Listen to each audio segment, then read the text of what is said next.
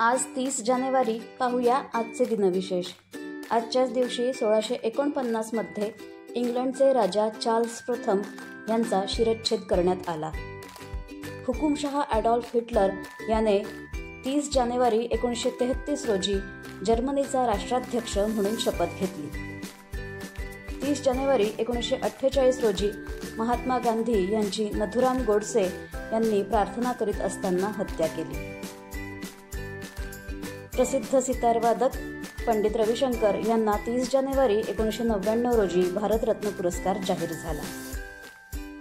हिंदी मराठी चित्रपट अभिनेते, निर्माते आणि दिग्दर्शक रमेश देव यांचा 30 जानेवारी 1929 रोजी जन्म झाला। भारतीय ऑलिम्पिक फुटबॉलपटू समर बॅनर्जी यांचा 30 जानेवारी 1930 रोजी जन्म झाला। साहित्य अकादमी पुरस्काराने सन्मानित नाटककार, दिग्दर्शक आणि निर्माते डॉक्टर सतीश आळेकर यांचा 30 जानेवारी 1949 रोजी जन्म झाला।